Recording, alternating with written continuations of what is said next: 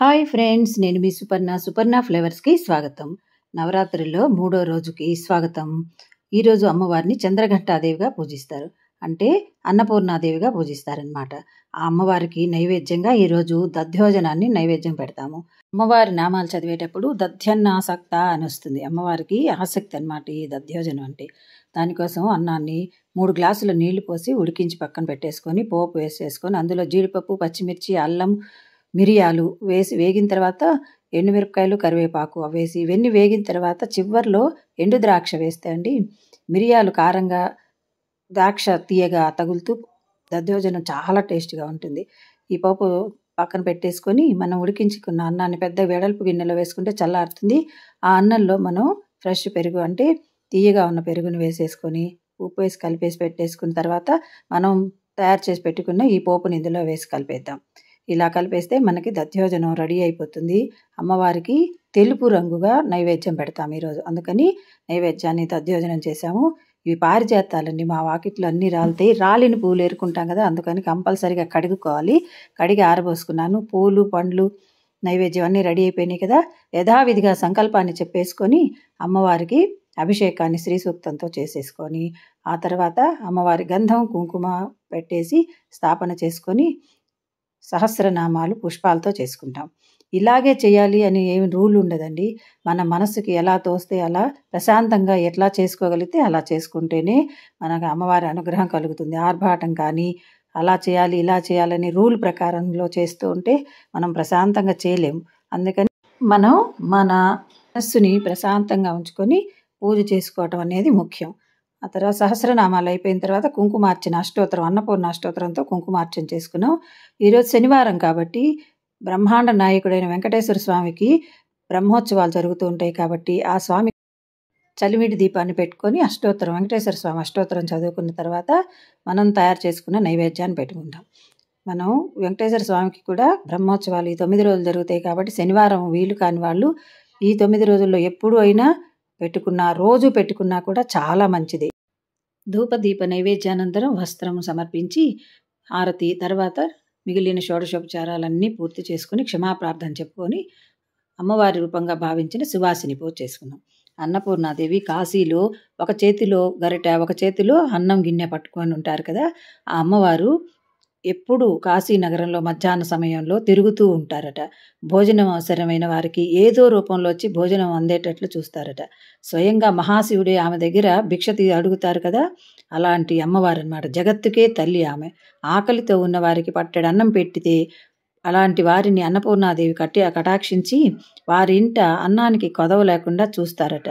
మాత అన్నపూర్ణాదేవి పూజ అయిపోయిన తర్వాత సువాసిని కూడా అమ్మవారి రూపంగా భావించి పసుపు పారాణి పెట్టి అలంకారం చేసి ఆమెకు తాంబూలాన్ని ఇచ్చి అమ్మవారికి నైవేద్యంగా పెట్టిన ప్రసాదాన్ని కూడా ఇచ్చి ఆమె ఆశీర్వాదం తీసుకుంటే 3వ రోజు పూజ పూర్తి అయినట్లే.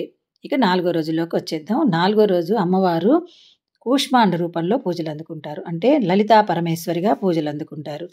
ఈరోజు అమ్మవారు దేదీప్యమానంగా వెలుగుతూ ఉంటారు. ఈ అమ్మవారికి ఈరోజు నైవేద్యంగా మనం గారెలను పెడతాం. అల్లం గారెలు చిల్లులు లేకుండా చేసి నైవేద్యంగా పెడతాం. పొట్టు మినపప్పుని బాగా నానబెట్టుకొని ఓవర్ నైట్ ఎక్కువ పొట్టు తీసేయకుండా పైన కడిగేసి గ్రైండర్లో దీన్ని మెత్తగా గ్రైండ్ చేసుకుంటూ గ్రైండ్ అయ్యేటప్పుడే ఉప్పు కూడా వేసేయాలి. అప్పుడే త్వరగా మెత్తగా వచ్చేస్తుంది పిండి.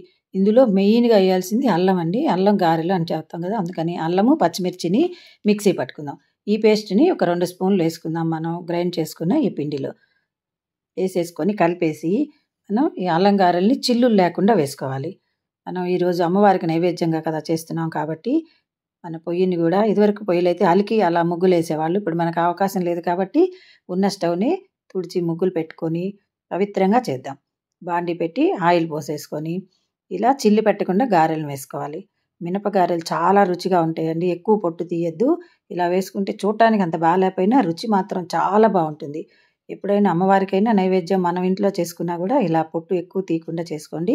రుచికి రుచి, ఆరోగ్యానికి ఆరోగ్యం. ఎక్కువ ఆయిల్ కూడా పీల్చవు.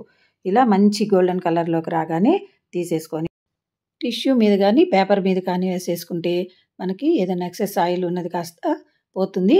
ఇప్పుడు మనకి నైవేద్యానికి చిల్లులు లేని అల్లం గారెలు రెడీ అయిపోయినాయి. ఇక పూజ దగ్గరికి వెళ్ళిపోదామా? ముందుగా సంకల్పం చెప్పేసుకొని అమ్మవారికి ఈరోజు పవిత్ర జలాలతోటి అభిషేకం చేసేసుకొని మళ్ళీ శుద్ధ జలంతో శుభ్రంగా కడిగేసి గంధము కుంకుమ పెట్టి స్థాపన చేసేసుకొని యథావిధిగా పుష్పాలతోటి సహస్రనామార్చన చేసుకుందాం.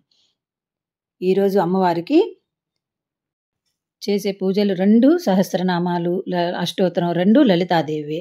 ముందుగా సహస్రనామాలతోటి పూజ చేసుకున్న తర్వాత లలిత అష్టోత్తరం చదువుకుంటూ కుంకుమార్చన చేసుకోవాలి.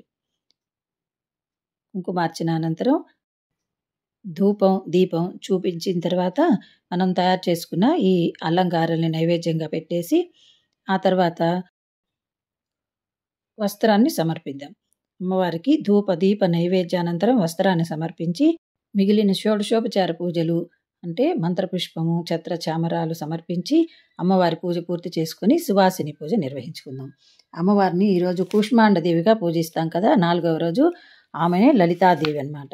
అమ్మవారిని ఈరోజు సురా సంపూర్ణ కలశం రుధిరాప్లుతమేవచ తదనా హసాభ్యాం కూష్మాండా నమోస్తుతే అని ప్రార్థిస్తాం ఈ శ్లోకంతో.